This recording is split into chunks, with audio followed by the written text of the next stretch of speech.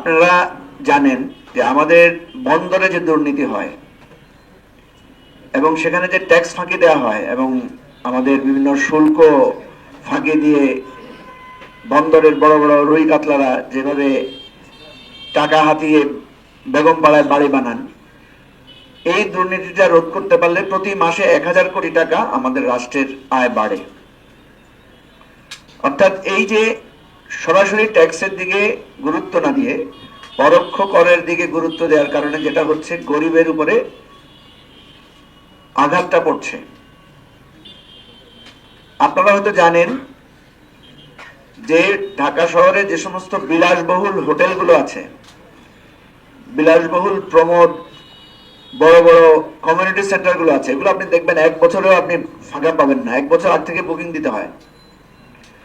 এই সমস্ত এই প্রমোদ কমিউনিটি সেন্টারগুলোতে বড় লোকদের নানা ধরনের অনুষ্ঠান হয়। তাহলে আমরা তো দেখতে পাচ্ছি আমাদের দেশে ধনীর সংখ্যা দিন দিন বাড়ছে, কিন্তু অন্যদিকে আমরা দেখতে পাচ্ছি ফুটপাতে মানুষ বাড়ছে। রাস্তায় গাড়ি দাঁড়ালে আপনি দেখবেন কিছুক্ষণ পর পর টক টক করে আওয়াজ করে ভিক্ষুকেরা।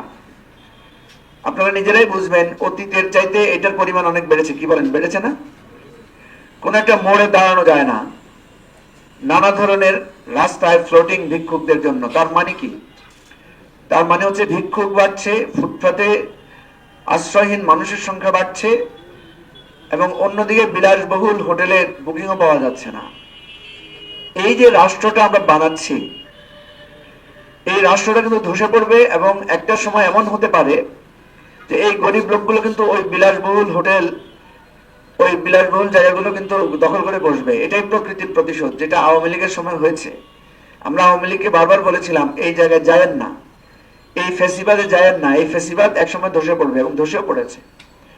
আওয়ামী লীগের লোকদের টাকার বস্তা বিভিন্ন ভাবে হিরোইন চিরা ভাগাভাগি করে নিয়েছে ঢাকা শহরে, আপনারা জানেন। তো আমরা এই জায়গা থেকে স্পষ্ট করে বলছি, আমি কালকেও একটা টেলিভিশনে বলেছি যে দেখেন, এই যে আমাদের যেখানে ফলগুলো বিদেশ থেকে আমদানি করা হয়, একটা ফল আছে মালটা। এই মালটা ফলটা একটা সময় ধনীদের খাবার ছিল, ধনীরা এটা খেত বা গরিবরা খেতে পারতো না।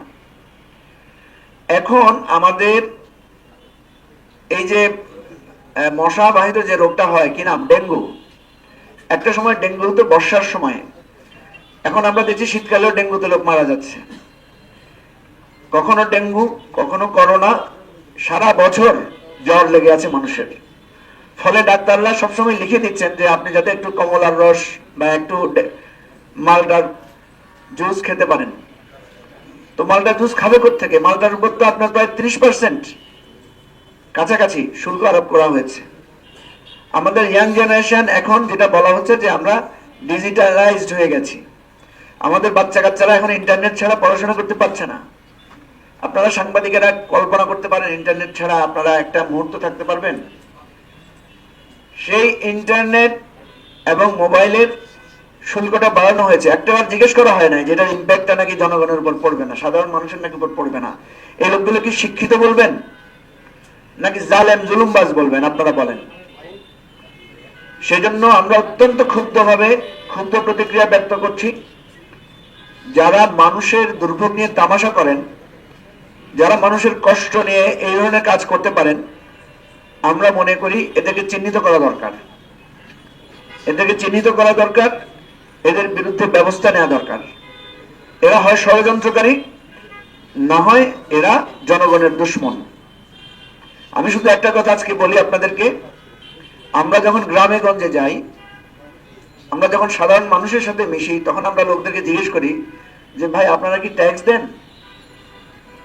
তো বেশিরভাগ লোক বলে যে না, আমরা তো ট্যাক্স দেই না। অল্প 10-15 জন হাত তোলে।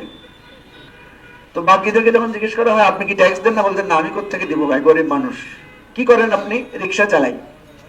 আপনার কি মোবাইল ফোন আছে? বলছেন হ্যাঁ আছে তো, একটা গরিব একটা আছে। তো মোবাইলে কথা বলেন না? হ্যাঁ বলি তো।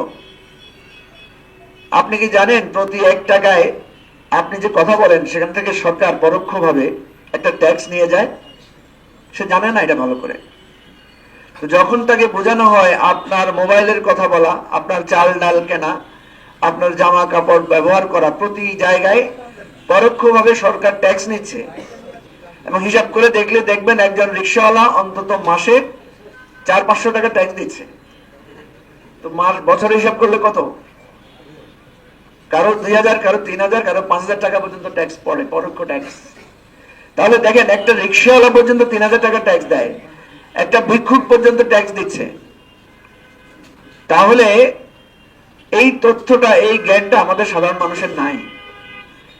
সাধারণ মানুষ যখন বুঝবে যে আমি বছরে 5000 টাকা সরকারকে দেই, আর এই লোকেরা, এই সরকারের লোকেরা আমাদের টাকাগুলো দিয়ে তারা মौज मस्ती করে, বিদেশে ঘুরে, বাইরে বিল্ডিং, ফ্ল্যাট কিনে, ছেলে মেয়েদের নামে ফ্ল্যাট কিনে, তারপরে কুরবানির সময় লাখ টাকা দিয়ে ছাগল কিনে, দেখেছেন না আপনারা?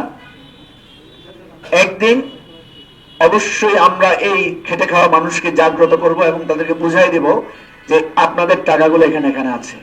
আমরা জানি এটা যদি করি তাহলে সমাজে বিশৃঙ্খলা দেখা দিবে।